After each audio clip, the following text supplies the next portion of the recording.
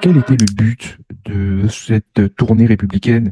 Et c'est ça qui a inquiété la famille du président et qui a donné l'impression que vous étiez peut-être en train de vouloir fomenter un coup d'État. C'est de la falsification de l'histoire. Je vous explique pourquoi. En réalité, qu'est-ce qui se passe? Cet été-là, le directeur de cabinet échange avec le président de la République, la première dame, sur le fait que le président était longtemps absent pour des raisons de santé, puisqu'il faisait sa convalescence en réalité à Londres à cette période-là et plus au Maroc. En fait, il était absent pendant en gros 2-3 semaines à chaque fois pour ses soins. On a commencé par aller à Tchibanga pour voir le palais présidentiel de la Nyanga. Et tout cela était validé. J'insiste là-dessus, à la fois par le président de la République, par la première dame. Le fils du président devait même participer à ces visites. C'est absolument faux de dire qu'il y avait quelque chose autour de ça. Et après, à partir de l'étape de l'embarriné, je me rappelle encore de cet échange du directeur de cabinet, parce que en fait, si vous regardez bien, Tchibanga, il y a pas tant de monde que ça. Donc l'idée aussi, c'était de porter le message pour dire que le président va bien et de continuer à rassurer, parce que la rumeur était là, lancinante,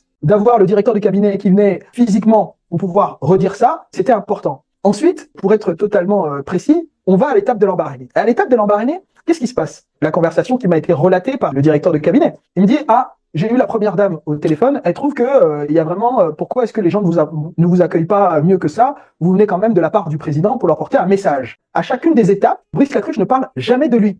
Il dit simplement le président va bien, le président souhaite que vous travaillez tous ensemble. Reprenez bien toutes les vidéos. Il n'y a aucune vidéo où le directeur de cabinet parle de lui en dehors de parler du président. Mieux, je me rappelle en plein milieu de cette tournée, comme vous dites, on part à Londres. On est à Londres, il y a le directeur de cabinet, il y a moi, il y a la première dame, il y a le président, et on fait le point sur la tournée. Et donc le directeur de cabinet dit où est-ce que vous voulez que j'aille, et le président et la première dame disent il faut que vous alliez dans tel endroit, tel endroit.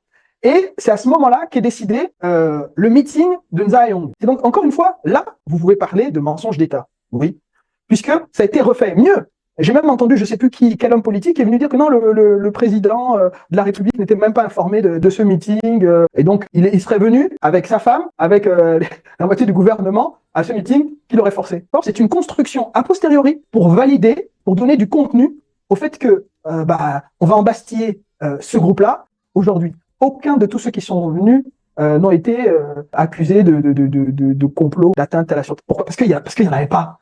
Il n'y en avait pas plus qu'il y a eu de détournement de deniers publics. J'ai envie de dire aux gens, oui, au Gabon, on sait faire de la fumée sans feu. On sait le faire. La GEV a été une espèce de pieuvre qui plaçait la plupart des hauts commis de l'État à tous les postes importants de la République. Et donc, vous étiez en position d'inquiéter certains, dont la famille du président. Donc, vous ont peut-être accusé de tous les péchés d'Israël pour pouvoir se débarrasser de vous. Ok, il n'y a peut-être pas eu de détournement de fonds. Vous aviez des moyens importants. Beaucoup de gens se demandaient d'où provenaient tous ces fonds. Il y a eu une gigantesque opération d'intoxication. Et ce que vous dites là en est le résultat. C'est-à-dire que ça a tellement bien marché. C'est en fait, plus c'est gros, plus ça passe. Dans la réalité, c'est autre chose. La réalité, c'est que ce n'est pas vrai de dire que la GEV était une pieuvre. Non, non. Ah bon? Non, je vous dis non. Est-ce que vous avez déjà fait le travail? Moi, je vous invite à le faire. Combien de personnes ont été nommées à des postes de responsabilité sur l'ensemble des postes qui peuvent exister et qui appartenaient à la GEV sur cette période-là? Pourquoi? Parce que pour des besoins de dramaturgie, ça fait bien de dire qu'il y avait une pieuvre. Non, je suis désolé.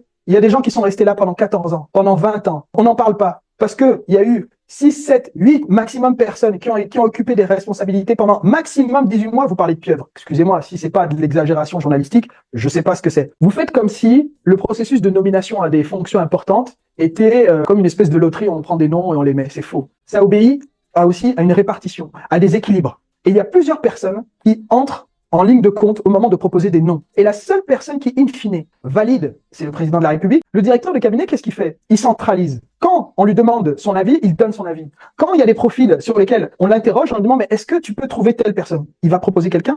La particularité de la nomination, c'est que c'est la cooptation. Comment vous faites pour nommer et coopter quelqu'un que vous connaissez pas? Moi, je ne sais pas faire ça. Pour engager quelqu'un sur des responsabilités, vous engagez aussi un peu de votre crédibilité. Et c'est tout à fait normal. C'est parce qu'il y a quelqu'un qui s'est porté garant pour eux, pour leur efficacité. Ce que vous me dites là, pour Brice Lacruche, est donc valable pour toutes les personnes qui, à un moment ou à un autre, ont détenu des responsabilités. Et le mensonge qui a été 1000 fois répété est devenu pour beaucoup une vérité. Mais il faut savoir que pendant, en tout cas pour ma part, passer 2 ans et demi à l'isolement, À l'isolement, c'est vous êtes tout seul dans une cellule de à peu près 7-8 mètres carrés. Il n'y a pas de télé, vous dormez avec un matelas qui a même le sol, des toilettes turques, et on ouvre la porte une fois pour vous donner à manger à midi et on la referme. Pendant le Covid, pendant 1 an et demi, on n'avait pas de visite de nos parents. Et nos visites, c'était quoi? C'était 5 minutes et avec une personne en plein milieu juste pour écouter tout ce qu'on se dit au cas où on se dirait quelque chose. Vous n'aviez pas droit à une balade dans la cour. C'était vraiment totalement à l'isolement. Je vous ai dit 2 ans et demi à l'isolement. Et comment ne pas devenir fou? C'est une bonne question. Et c'est pour ça, je peux vous dire que la seule réponse que j'ai pu apporter, c'est que parce que Dieu veille et parce que Dieu a veillé sur nous. Et pendant cette détention, vous étiez extrait